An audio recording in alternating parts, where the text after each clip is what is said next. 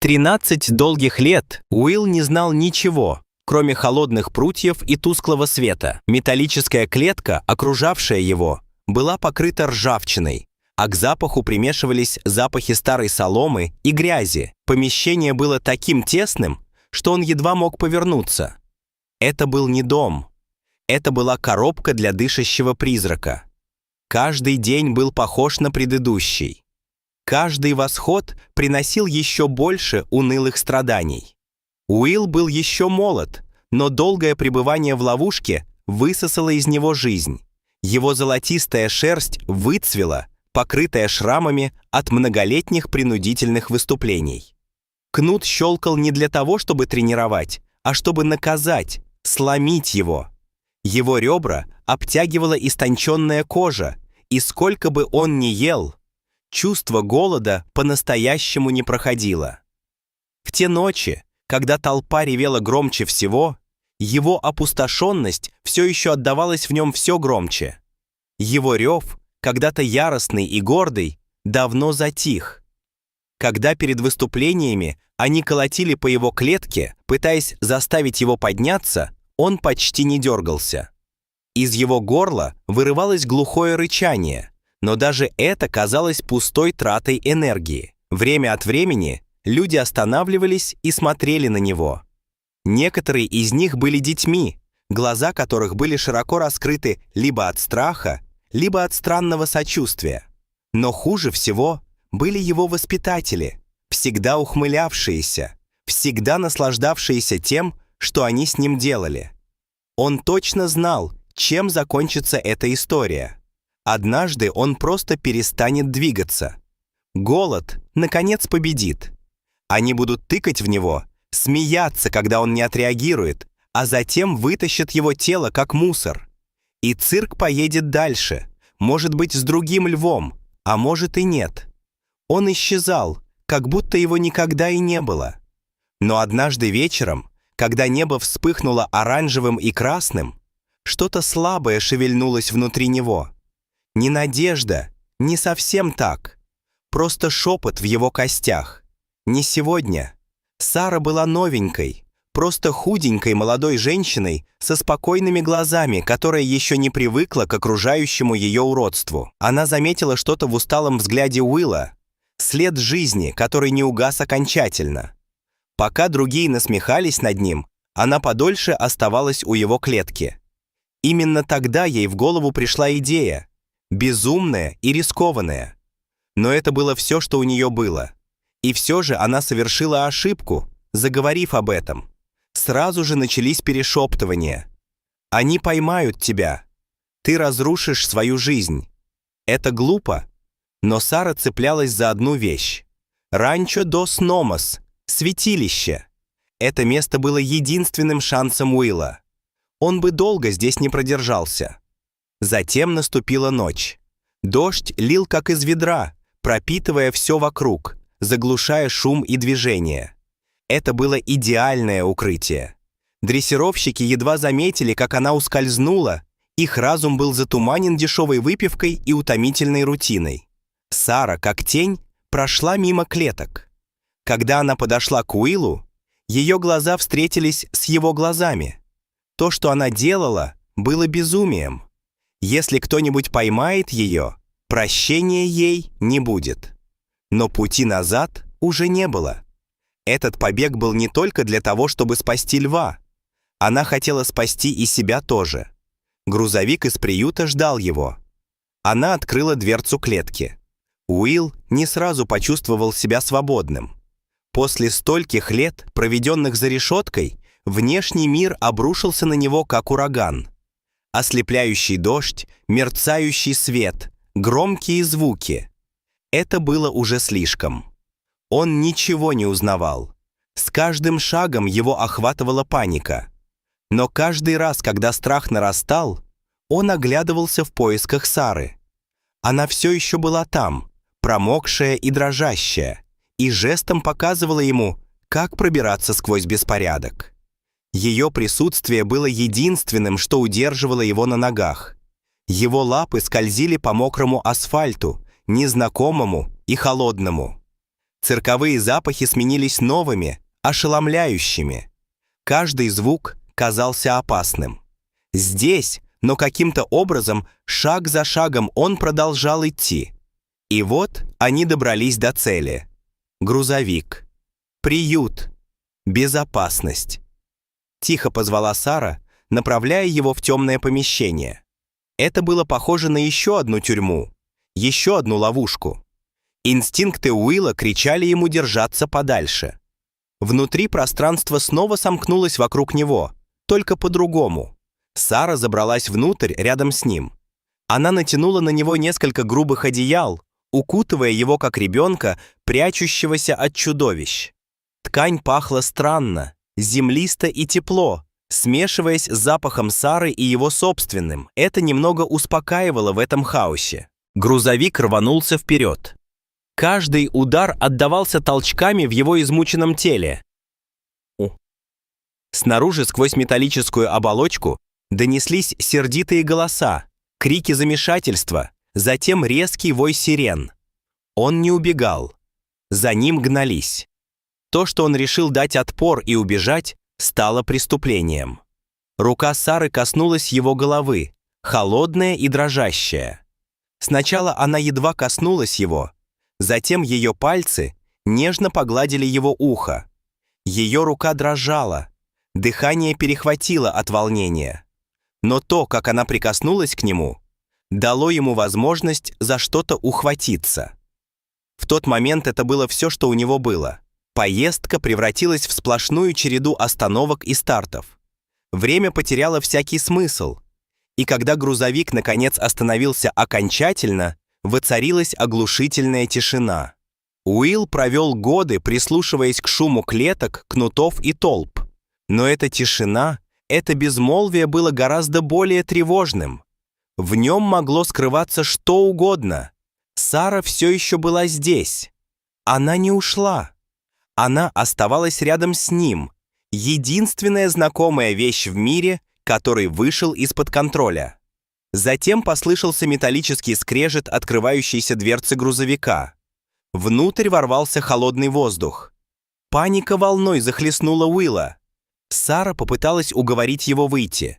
Каждая частичка его существа хотела повернуть назад, забиться поглубже в угол и исчезнуть. Но ее прикосновение к его боку было твердым. В ее пожатии было что-то, чего он не понимал. Своего рода обещание. Не безопасности, а чего-то лучшего, чем то, что он знал. Уилл медленно вышел наружу. Его глаза, привыкшие к слепящему свету и затененным теням, с трудом привыкали к мягкому сиянию луны. В темноте вырисовывались странные и неопределенные очертания. Запахи были еще более ошеломляющими. Мокрая грязь, свежие растения и, что хуже всего, запах других львов. Не артистов, настоящих. Его разум наполнился предупреждениями об опасности. Это были не компаньоны. Они были угрозой. Тело Уилла напряглось, каждый мускул снова потянул его к грузовику. Но Сара удержала его на месте, тихо прошептав. Слова не имели смысла для него, но ее тон — да. Она просила его доверять ей.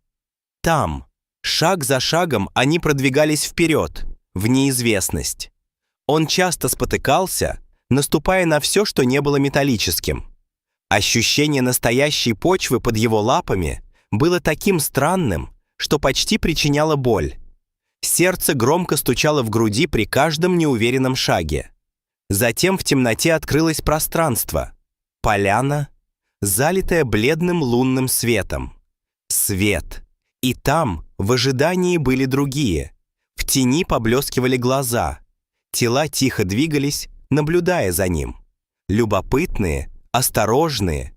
Рычание было низким и ровным. От этого звука Уилла охватил ужас. Он съежился рядом с Сарой, шерсть встала дыбом, ребра напряглись. Открытое пространство казалось слишком большим, слишком незащищенным. По крайней мере, в своей клетке он знал, откуда исходит опасность. В каждой тени этого места таились угрозы. Он хотел убежать обратно в маленький, знакомый ему мир, который он ненавидел, но, по крайней мере, понимал. Появилось еще больше людей, но эти были другими. Ни кнутов, ни криков. Они не толкались и не смеялись. Они шли медленно, держась за руки и понизив голоса. Уилл не дрогнул. Еще нет. Сара наклонилась поближе и, услышав, прошептала: «Все нормально. Я здесь». Один из мужчин, постарше, с добрыми глазами и глубокими морщинами, прорезанными годами, подошел ближе. Он присел на корточки во влажной траве и протянул Уиллу кусок мяса. Его запах преодолел страх. Это был не просто голод, это было стремление к чему-то лучшему. Но годы жестокого обращения научили его никогда не доверять подаркам от людей. Снова, тем не менее, Сара взяла мясо и поднесла его поближе. На этот раз ее рука не дрожала. Медленно, скованно Уилл шагнул вперед. Он взял блюдо из ее рук. Оно мгновенно исчезло, но дело было не в еде. Это означало нечто большее. Они давали, они требовали. В этот простой момент что-то приоткрылось. Уилл не понимал, что такое убежище. Еще нет. Это не стало бы раем за одну ночь. Свет. Это был новый мир со своими опасностями, и он не был готов к этому. Но он больше не был одинок. Но по мере того, как его тело отяжелело от усталости, Уилл начал замечать кое-что другое. Здесь не было ни решеток, ни замков, и в этом маленьком промежутке свободы пустило корни что-то новое. Это было не так уж сильно, едва уловимое чувство, но оно было как далекая звезда в ночном небе, до которой трудно дотянуться, но она реальна. Дни тянулись медленно, а ночи были еще хуже. Рев эхом разносился в темноте, и от каждого звука его охватывал страх. Единственным, что удерживало его на земле, была Сара. Ее тихие визиты давали ему что-то знакомое, за что можно было держаться. Сон приходил урывками, всегда легкий, всегда осторожный. Он не мог отпустить ее, пока еще нет. Работники приюта не вмешивались. Они приносили еду и воду, но никогда ни к чему не принуждали. И постепенно страх понемногу рассеивался. Теплые солнечные лучи проникали в его шерсть, ветерок доносил запах далекого дождя. И что самое удивительное, другие львы. Они не выглядели сломленными. В их походке чувствовались сила и непринужденность. Их головы были высоко подняты, а тела сильны. Вещь. Наблюдение за ними всколыхнуло что-то глубоко внутри него. Во время одного из визитов Сара, должно быть, почувствовала перемену. Она не произнесла ни слова. Она просто сидела рядом с его вольером, тихая и невозмутимая. Затем медленно потянулась к калитке. Она со скрипом приоткрылась. Сердце Уилла заколотилось так сильно, что стало больно. Открытое пространство за окном показалось ему более опасным, чем что-либо прежде. Это была свобода, но это также означало, что он покинул единственное безопасное место, которое знал. Он посмотрел на проход, на людей, стоявших поблизости, затем снова на Сару. И что-то внутри него прояснилось.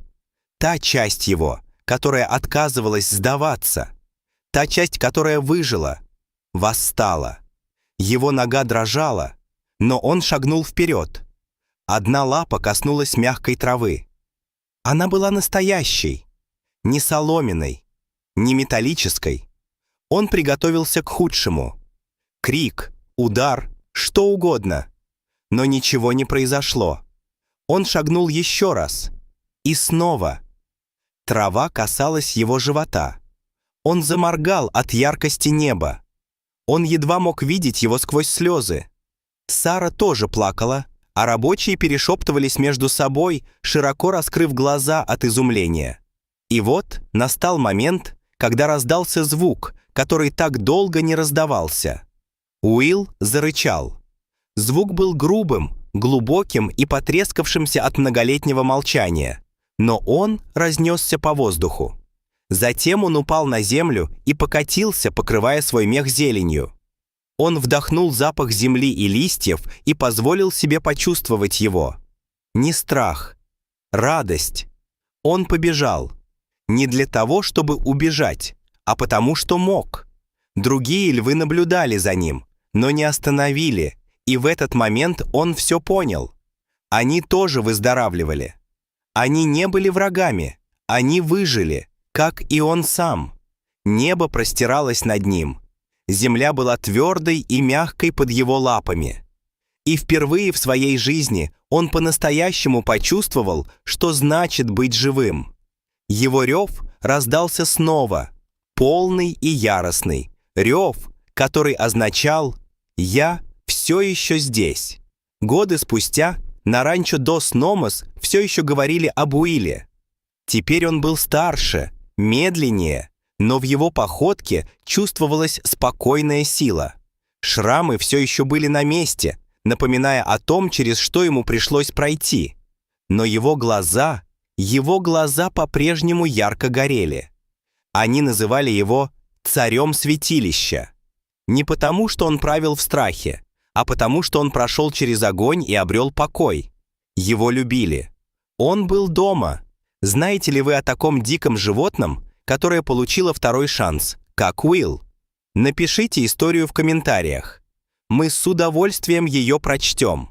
И если эта история тронула ваше сердце, не забудьте поставить лайк, поделиться и подписаться. Увидимся в следующем выпуске.